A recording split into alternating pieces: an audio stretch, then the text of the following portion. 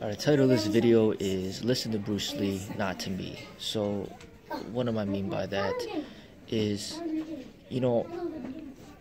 I see how hard it is to build respect here, in this martial arts community and also in this world in general. I've worked really hard. I'm 36 years old. I'm trying my best to try to build respect, try to build, recognition for what I do, and it's not easy. It really isn't. I'm thankful for where I'm at, but at the same time, there's a lot of competition out there. There's a lot of people out there trying hard. There's a lot of talented people out there too, and it's hard to get recognized for what you do.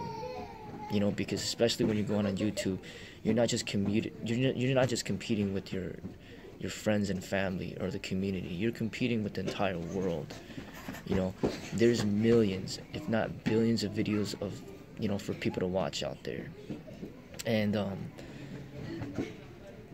not everybody's gonna respect me. That's just what it is. People don't want to listen to me because they look at me to be like, well, he's a nobody. What does he know? So if you're gonna look at me like that, what I'm saying is then at least listen to Bruce Lee. Learn from him. He's been passed away for about 50 years, but he's recognized as a legend. He has movies out there. He has books out there. He has a lot of respect from so many people in this world, and he's accomplished so much, and just learn from him. Look at what he did. Okay, he was a dancer. He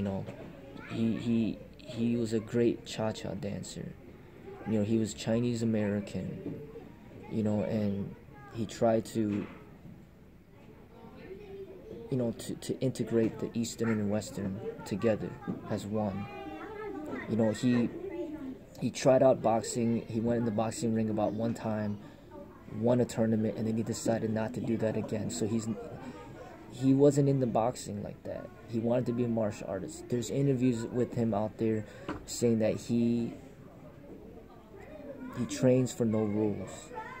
So when he fights for no rules. He doesn't like fighting under rules. So what that means is that he doesn't do boxing. He doesn't do MMA, because MMA is just another set of rules. Okay? There are rules in the cage. There are rules in the ring.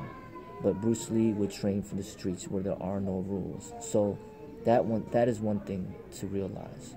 Another thing is, there are no videos of him out there hurting anybody.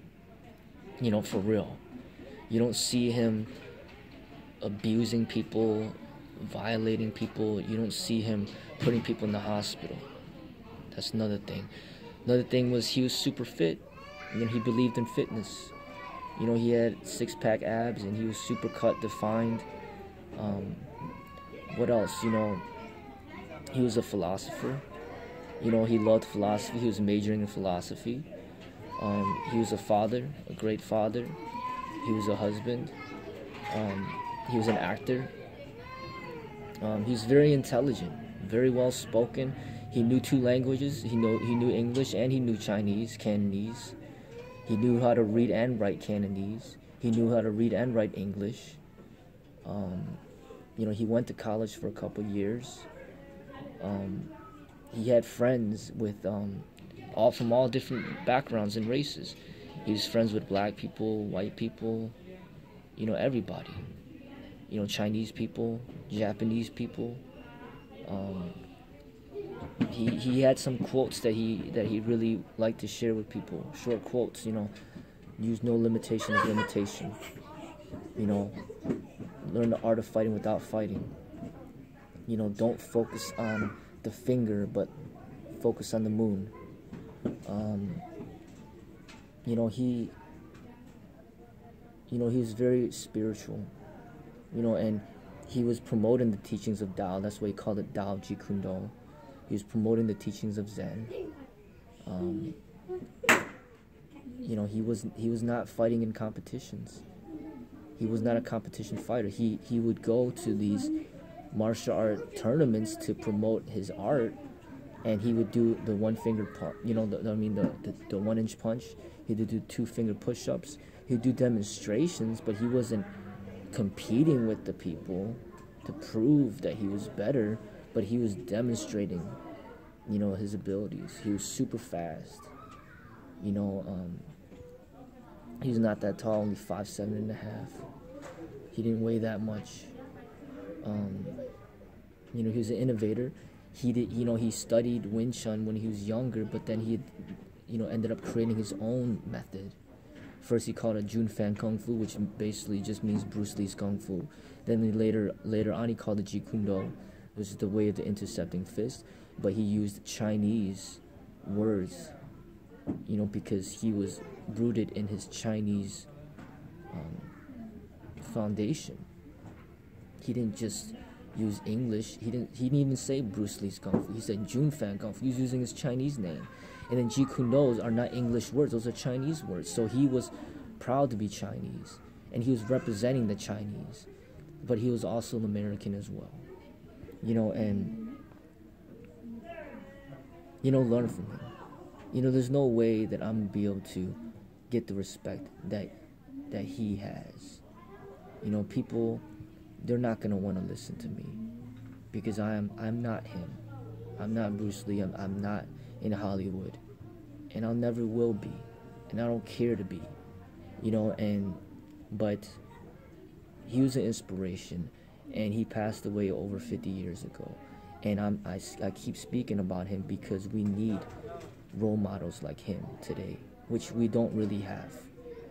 The Bruce Lees today don't exist. The Muhammad Ali's today don't exist. The Malcolm X's today don't exist. The Martin Luther King Jr.'s today don't exist.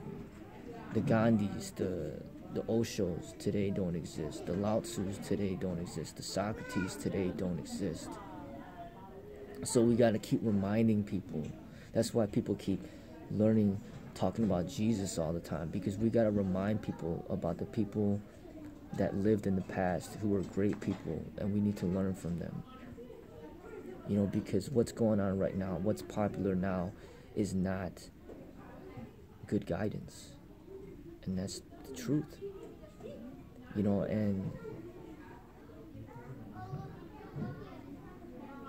And I think that's what people, they need to be reminded of his teachings.